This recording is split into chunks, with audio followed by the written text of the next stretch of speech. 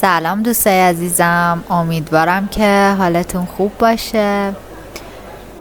قبل از هر چیزی فراموش نکنید که ما رو لایک و سابسکرایب کنید و نظرات خودتون رو توی کامنت ها برای ما بنویسید. وقتی که دارید توی فضای مدرن ایران مال قدم میزنید شاید اصلا باورتون نشه که خودتون رو توی یک بازار قدیمی با معماری اصیل ایرانی پیدا کنید. اینجا حجره حاج علی اکبر هستش که انواع هنرهای اصیل ایرانی رو میتونید اینجا ببینید، مثل قالیبافی، آینه کاری و صنایع مثل چوب و غیره. و هنر دست قالیباف ایرانی که تار و پود قالی رو در هم میبافه و این محصول زیبا، فرشی که ما به کل دنیا صادر میکنیم رو برای ما تولید میکنن. امیدوارم که از دیدن این ویدیو لذت ببرید و بازم میگم ما رو لایک و سابسکرایب کنید، نظرات خودتون رو برای ما بنویسید.